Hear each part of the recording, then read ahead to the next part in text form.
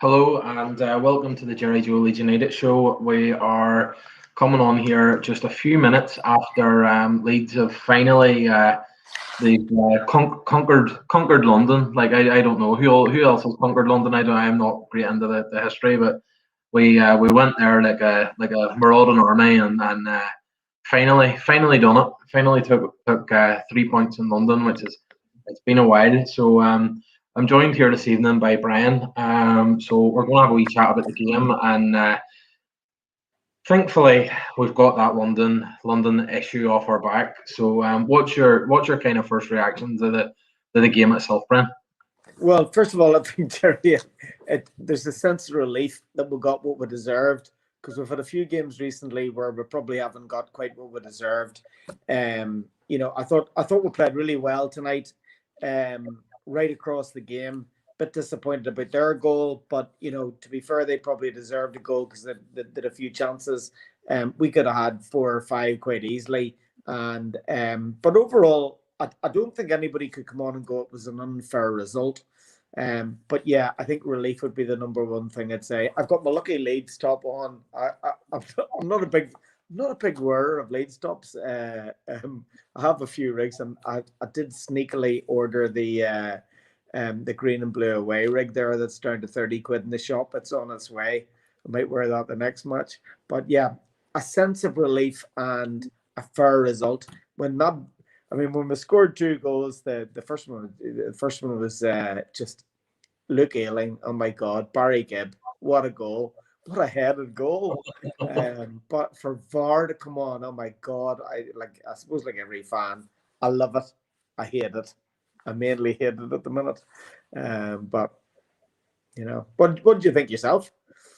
It was a funny old game, like as you say about the Luke Ayling one, and I was talking to my dad at half time, and he was like, hey, I don't know why they call it, I don't know what was wrong with it, and I was like, hey, like as soon as I seen it, like as soon as he kind of stopped it, and I thought, he's offside there, like, and I kind of thought he was like, but it actually made it all the sweeter because like obviously there's the old for the goal when we did score, like it comes from a throw in. And obviously, you can't be offside from a throw in. So finally we get a goal like where we don't need to worry about far. Yeah, Um, well, it was. To be fair, I mean, it wasn't one of those.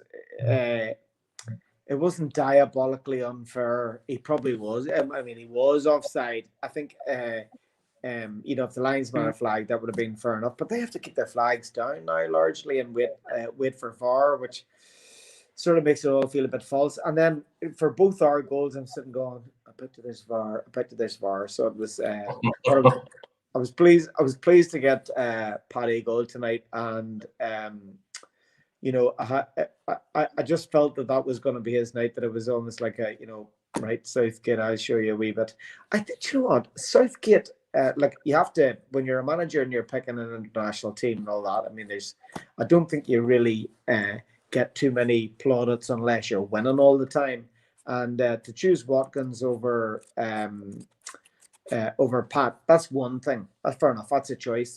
But I'm led to believe that from the press that he said that Watkins was better at pressing what a button. Because if there's anybody in the Premiership who presses more than Paddy Bamford, like please show me him because that fella just runs his heart out. So pleased to see him get a goal. Pleased to see Rafinha get a goal. Although I thought tonight he was blowing a wee bit hot and cold. I think there were a few of the players did blow a bit of hot and cold, but then when it all came together, we got the result. And Fulham, have been playing last few games on form, have been playing reasonably well. So just happy. Some interesting commentary tonight. Did you pick up on it? They were talking about. They said that there was a bit. They were saying about your man Greenhoff was the last guy to score for Leeds at Fulham in 1968. Well, Brian Greenhoff played for Leeds, not in the 60s, but I think it was maybe 78. It certainly wasn't 68. So I think he came from Man United. I think he was one of the players crossed the Pennines and ended up at Leeds the other way. yeah. Is that one of I take it that was like a top flight goal because they were talking that the last time like Leeds won 3-0 apparently at Craven Cottage not that long ago according to the I don't know. It must Yeah, have been. well, I wouldn't mind just checking that stat, but I was just interested in the Greenough brothers because I'm going to have to check now whether both of them ended up going from Man United to Leeds, but they definitely were players who crossed the Pennines, and there's been a lot of players cross the Pennines between Leeds and Man United over the years, which is only natural because you've got two top flight clubs. And during the 70s, you're a wee bit too young to know this, but like during the 70s and the 80s, like if you were Scottish, you were a foreigner coming into the league. You know what I mean? There wasn't many Europeans, or mainland Europeans playing the league, so there was always a lot of swapping of players between the sort of teams at the top. So it wasn't that unusual. Yeah. Yeah, I thought. I mean, I thought the shape of the team was good tonight. What do you think of Roberts tonight? I thought he was. I thought he was both hot and cold tonight. He was very good against Chelsea, which I was glad to see. I thought he was a wee bit hot and cold tonight.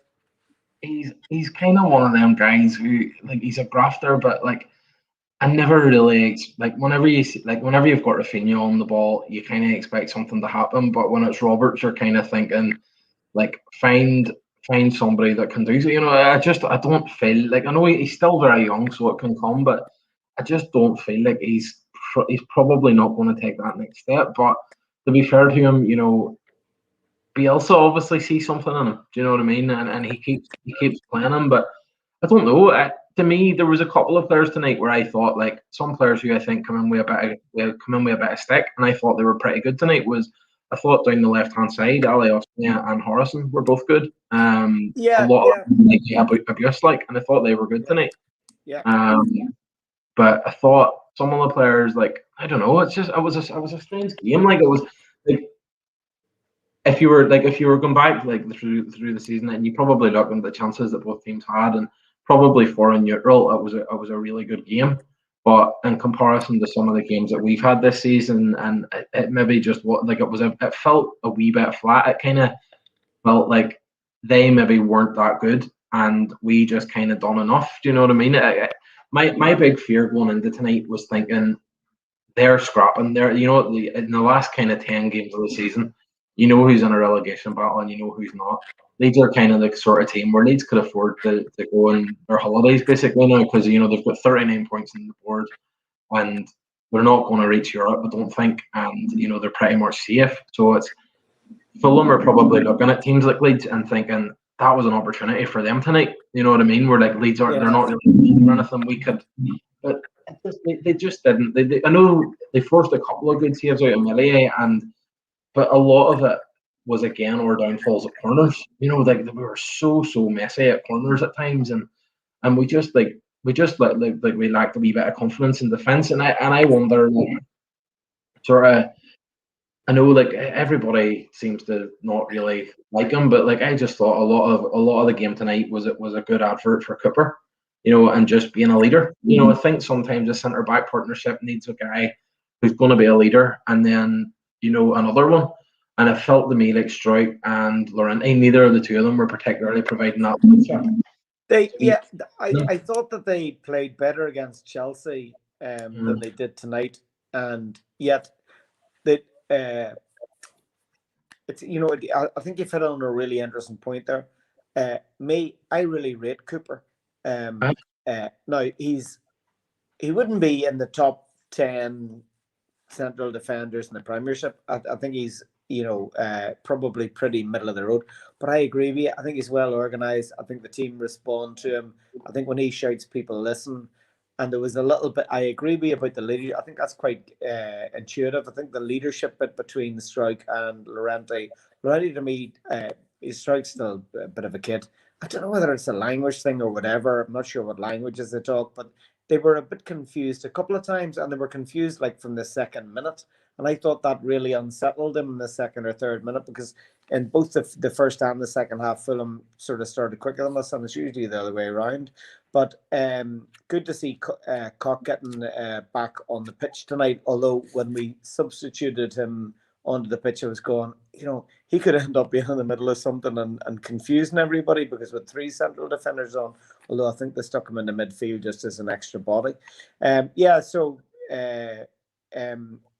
think that it's a nice it'll be a nice position to be in, to have four central defenders where we choose. And I sort of took a wee note that I was quite happy with the idea that there's a wee bit of a battle between Costa and Harrison for that berth. I think that's really healthy, because I actually think they're both pretty good players. I wouldn't mind maybe having the riches of having somebody given, pushing Rafinha a wee bit, and maybe that's where when Pavita, I know Pavita's been on the bench a couple of games, or maybe Pavita's there to give Rafinha a bit of a push, or so I think that's all great. The frailty of Bamford I'm worried about, because what they said to tonight, and when I say frailty, I mean a frailty as lack of depth. When Bamford went off, you could just see we just don't have anybody close to pulling that Bamford role. Roberts can't do it. He's not, well, I don't think he's mobile enough, and that's not a slag off. I just don't think he's mobile enough.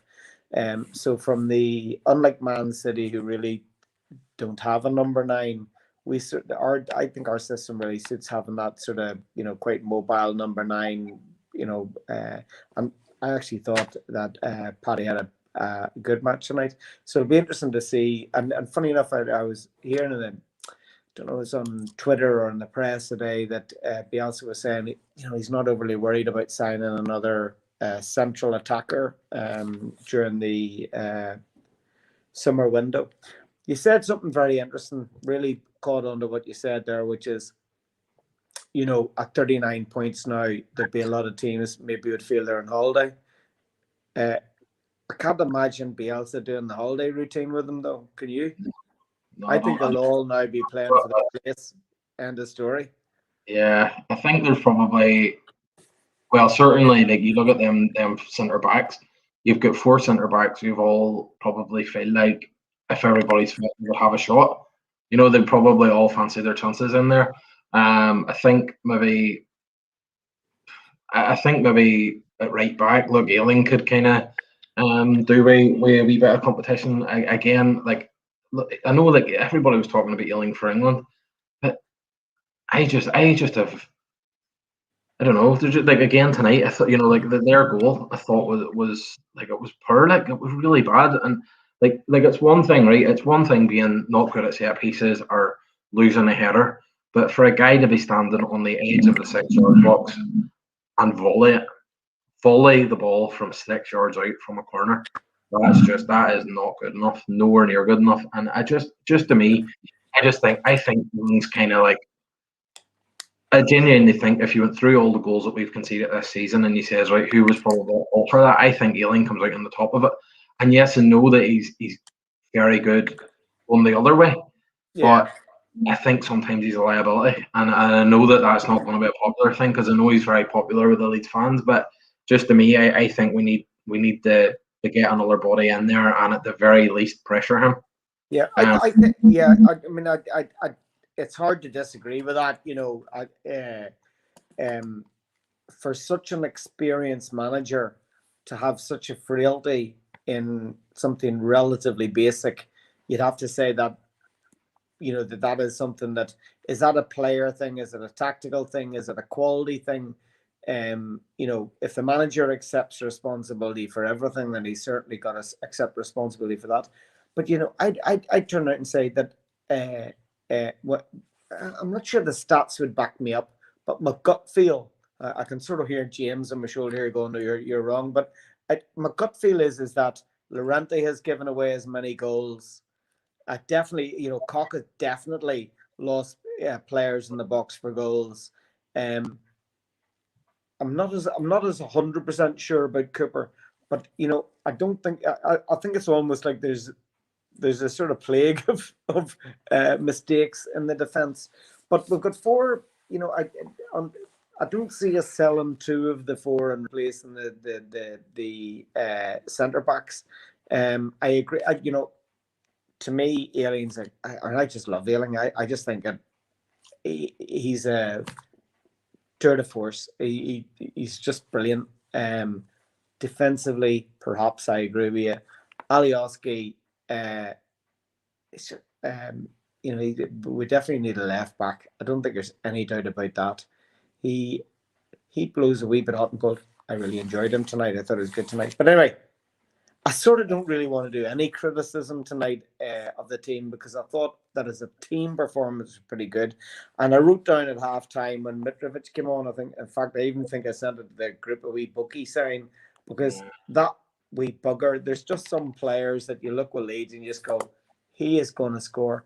I thought we had him in his pocket for the second half. I don't think he did too much. In fact, I don't think any of their players really featured too much. So I think we did a good job, keeping them in check. So just great to go to London, get 3 points. More importantly, it's a Friday night. And you know how long the weekends are if you get beaten a Friday night. I can remember being here a few weeks ago. I think it was the Wolves game. Mr. Carlsberg had visited me. I think I was probably talking more Shiite than I should have been, but it ruined the entire weekend when you lose on Friday night, didn't it? So hopefully it'll make the weekend. The good thing about this one is it's like we've won, and I think it's an international break now as well. So like you kind of have the 2 weeks now where Leeds won their last match. Do you know what I mean? Like so, I think it's a break now, and then I think we're Sheffield United after it. So it's another. But then April just looks brilliant. There's 2 or 3 big matches in April. It's all I don't want to use the term free hits, but it's not going to define our season. It's not going to push us into a relegation battle, and we've got a chance to maybe be a little bit not gun ho but we can play with confidence that if we play a game, I think we can give anybody in the division a bit of a game. What do you think to the Euros then? First of all, do you think that they're going to take place? I think they will. I think they'll make it happen, but I don't think there will be any fans, and I'm not completely convinced by this. Like I know there's been talk of them being in England and talk all the 12 stadiums, but I think that I don't see them commercially. I don't see UEFA not letting it not happen. Do you know what I mean? Whether it has to be something like let's be honest, like the way the Champions League was last season, everybody loved it. Do you know what I mean? Like the way it was, where like it was all in the one kind of city or the one area, and it was just straight out matches. Like there's no reason why they couldn't do so, especially a country like England. Like England has the infrastructure, Germany has the infrastructure, France has the infrastructure. You could very easily narrow it down. I think in some shape or form it'll happen. But well, it'll be interesting to see it. In terms of Leeds players, there should be at least a few at it. Like I would think. Yeah, there'd be a few at it. I mean, I sort of I don't mind international football at tournaments. I think that I'm not mad keen on friendlies. I think I had great hopes for that sort of Europa League, instead of friendlies. But in fact, I think it's been a bit of a damp squib. And when I look at England's, so for example, if you look at England and the England players, and you look at their friendlies coming up, they're playing San Marino, who can, with all due respect, I think that's a qualifier. I don't think that's a friendly. I think that is a qualifier. Is that a World Cup qualifier? Is it? Yeah. Right. Okay. I thought it was maybe a friendly. Well, yeah. Well, that. Thank you for correcting me there, because I was sitting thinking it's not a great warm up. So, are these World Cup qualifiers coming up? These are World Cup qualifiers for the. You can see that I'm really on the money when it comes to international football. Do you know what? Do you know what I'm doing in the other window from what we're having this chat? I'm going in and I'm literally looking to see who Ireland are playing, because it's a shame I don't know. I'm not mad sure who Northern Ireland are playing. As I say, international football isn't really. It's never really interested me that much. Yeah, I'm just looking. Ireland play Serbia, Luxembourg, and then a friendly with Qatar. But there you go. I think that the excitement just oozes out of that, doesn't it? I think the friendly with Qatar. I think what they're doing with it is Qatar are playing. They're basically like there's like 5 teams in Ireland's group, and I think Qatar are essentially the 6th team. So whoever's not playing when the other qualifiers are on, Qatar are playing them. because I think they done this with France maybe or Russia or someone, and it was like for one of the last competitions, and it was basically a case of put this team in their group so that they're playing kind of competitive matches whenever, because obviously, like, if you're trying to get a friendly, and because Qatar is hosting the 2022 World Cup, because remember, it's going to be the one that's in November and December. Is it? Oh yeah. Because their summer's so warm, so it's like Yeah. it's in November, December. So because they're hosting the World Cup, they're going to struggle to get friendlies. So they're basically put them into one of the European groups. Yeah, so Qatar, yeah. Well, that was a bit of an obvious choice if you were probably thinking Brazil, France, England, Qatar, brown envelope. There certainly was a few pound change. That was a Sepp Blatter special, and we all hoped that Platini was straight, and it turned out that he was spent as one of his free kicks. I probably shouldn't say that. I'm only joking. He's definitely a nice lad, and he's never taken any money. That's my thoughts anyway. Yeah. Anyway, well, look, Gerry, we should just lap up the sunshine of a Leeds win away. Yeah. And hope that by the next time the game is played at Ellen Road, the pitch has settled down somewhat. I've got up on the pitch at Ellen Road, mate. 300 grand. They paid 300 grand for a pitch that doesn't appear to be an awful lot better. No. Yeah. Anyway. One thing I wanted to touch on just before we finish up was the winning goal tonight. I was watching it, and Phillips made this great interception in midfield and played it into Bamford, and Bamford's running. And all I'm looking at is I can see Phillips coming over his left-hand shoulder and absolute acres of space. Rafinha's down the right, and he's got two defenders beside him, and he plays it to Rafinha, and I'm sitting there, I'm like, oh my God, why did you not play it to Phillips? And credit to him, it wasn't his best game, but the wee touch and then the finish, it was very, very good play. To me, it genuinely, I thought it was the wrong ball, and I thought, that's a chance wasted. But no, it was. I thought it went very well. What did you think of that one yourself, the goal? Well, I'm not sure that I spotted the other ball when I put it through to Rafinha. I didn't think that he'd get on it, let alone score. So it shows that he is a really good player. I thought tonight that he like the flash of the bottom line is scored the winning goal. Who's going to say anything other than brilliant? There were a couple of times when a simple pass and it could have been 4-1, but that's football. 2-1's good enough. Still 3 points. 3-1 would still be 3 points. So happy enough to get to it. I didn't actually really feel particularly threatened by Fulham in the second half.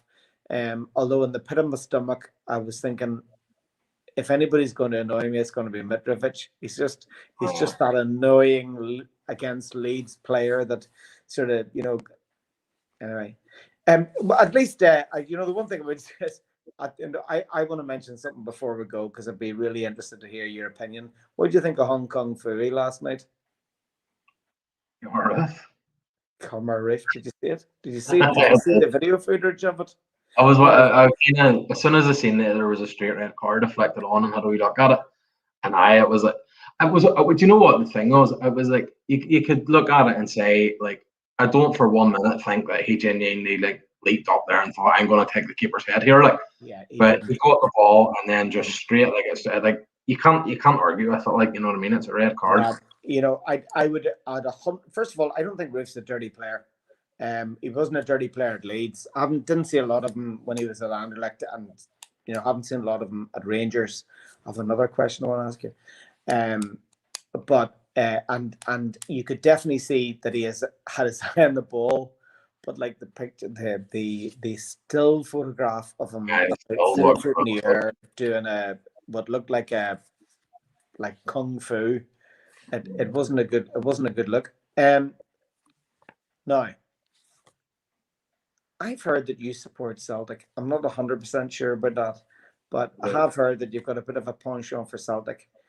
Do you not think that Celtic should have been a bit bigger and said they didn't give us the what do you call it, the clapping, the guard of honor? They didn't give us the guard of honors. Do you not think that Celtic should have said, we're a bit bigger than that? Yes, see, honestly, and I mean this here from the bottom of my heart, I wouldn't give Rangers the steam off my piss. So, Oh, I love it. I love it. I genuinely wouldn't. No, no, I don't think so. I don't think we should have done that. Okay. Well, Um, I do only because I think that it would have been it would have been in a way it would have been it would have been a double-edged sword of, we're big enough to do it, but no, I see to be honest, see genuinely completely honest. I know the shoe on the other foot. 2019 Celtic went to Ibrox, and everybody at the time was like, "Oh, should Rangers give Celtic a Guard of Honour and all this year?" No, they shouldn't. Do you know what? You don't give your rivals anything. See standing there and clapping, oh, well done, lads. No, you want to go out there and if anything, Rangers now have a target on their back. They're the champions. They won the league. Go out and kick the shit out of them. Do you know what I mean? That's what you do. Well, yeah, it'd be interesting to see if Celtic can stop them being undefeated in the season, which is to be fair, is some performance given the circumstances. When Derby County had to give Leeds the Guard of Honour last year, I thought it was absolutely fantastic. Not because it cared whether Derby did it or not. It was the fact that they had to do it. I thought it was brilliant. I thought the lads all went out and they must have been going, oh my God, up. I remember even like from where we're from, and one of the years it was kind of, I just thought it was daft because as well it was like Cliftonville and Crusaders. There was one year Cliftonville won the league. It was a good few years now back. It was like whenever Liam Boycenall was playing for them, and Cliftonville went down to Seaview, and Crusaders stood and gave Cliftonville the Guard of Honour and done the clap them onto the pitch. But all the boys that had won the title were all sitting in the stand. They sent down the reserves, and I think they were in the cup final a couple of weeks later, and they sent all the kids down. So like, what was all these Cliftonville youth team players were coming on the pitch and getting the big round of applause from all these Crusaders players? And no, to be honest with you, I don't like it. Not from a Celtic perspective, not from Leeds and Derby last year. I just think you're going on and you're going to play a match against somebody. Like, you know what? Go over to them after the match, whenever it's all said and done, and just shake their hand at the end of the game and say, "Well done, mate. You won the league. Congratulations."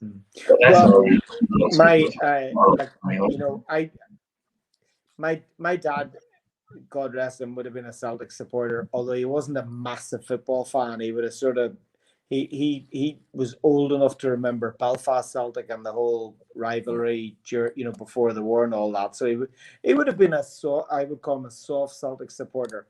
I've always had this sort of middle of the road sort of opinion about Glasgow, because my wife's family in Scotland would definitely be Rangers supporters. So it's a bit of a come see come saw on that one. I can sort of watch them both. And funny enough, I've not been in Celtic Park, but I've been at Ibrox, and I'll take it back to Ibrox. It would have been probably the mid-90s, and somebody will maybe send us information to remind us. Leeds signed the Rangers left back. Robertson. I'm not sure I'll remember his name. Robertson was it? And I saw him play. It wasn't an Old Firm game. Can't remember who Rangers played. And I was with some Scottish relatives, and we went to Ibrox, and I watched Robertson play. And at the end of the season, Leeds signed him, and I thought, he is going to be a legend at Leeds. It didn't work out for him. I mean, I don't really recall whether he just didn't get a good run or injury or form or whatever. I think he got a few injuries, maybe. Yeah, I can't actually remember, but I remember seeing him live. So I've been at Ibrox, but I haven't been to Celtic Park. But I'll get to Celtic Park at some stage, I'm sure. So. European nights the best. Well, a good old European nights anywhere would be good. So. Yeah. But no, it's I remember Robertson playing, and I remember he was very, very quick, and he would have played in the Rangers team. I think They would have played at similar time whenever they won their 9 in a row. Yeah, I'm trying to think. It might have been 94, 95, something like that. But maybe it I was, think they won. It must it's a have good old been. time ago, anyway. Yeah, I think their 9 in a row was between 1989 and 97. Yeah. So it Well, was sort of in that era. I'm old enough to think that the mid '90s is only like about 8 or 9 years ago. Yeah. That was, Some, you know what? That some was kind of probably man going flipping heck. That's a long time ago. But there you that go. was the time when I would have been I'd have been about 10, and that them's the times whenever you're taking it all in. You know, everything that happens is going in, and nowadays, you know, it's like you're sitting there and you sit down for 90 minutes and watch the match, and even then during watching the match, you know, the kids are in and out looking a drink or looking something, do this before my daddy, you know, or whatever. Like, so Yeah. it's different times now, like, but no, it's always good to reminisce. That's one of the things I always love doing, is looking back, and even if there's something I don't know about, I love reading about it. And then that's like some of the articles that I would write and stuff are more about learning. You know what I mean? It's like, right, well, I want to know a wee bit more about that and do that. So yeah. But anyway, I suppose we've hit half an hour there, and I think my wife wants to watch something on Netflix. So you better. Well, I've enjoyed catching up with you. I'm glad to have you back, buddy. I know you weren't feeling the there, so glad to have you back. You look like you're in good form. You look like you've lost a bit of weight and grown a bit of hair. I don't know about that. But sure. No, well, hopefully we'll be back regular again. It was just a few off weeks and stuff, but I'll hopefully we'll get back. And I know the international breaks are on, so we'll probably not be on for that. But Right. Sheffield, Yorkshire Derby, we'll have to get a big build up for that. Well, the business I work for, their head office is in Sheffield, so, but there's also an office in Leeds, so there's always been a great bit of crack. The next time I'm on, I'll tell you a story about the Leeds match when they beat Man U in the FA Cup final at Old Trafford about, must be 10 years ago. I have a good wee story about that I'll bore you with the next time we're chatting. Dead on. Well, thanks for joining me tonight, and we'll hopefully, as I say, be back again soon. Thanks to everybody that's been watching there, and well, we've done it. London's conquered, so at least now nobody's going to be able to say Leeds haven't won in London in 5 years or 4, whatever it's been. London's done, so we'll hopefully we'll do Sheffield next. But thanks for watching, and thanks for coming on, Brett. Thank you. Have a good evening, guys.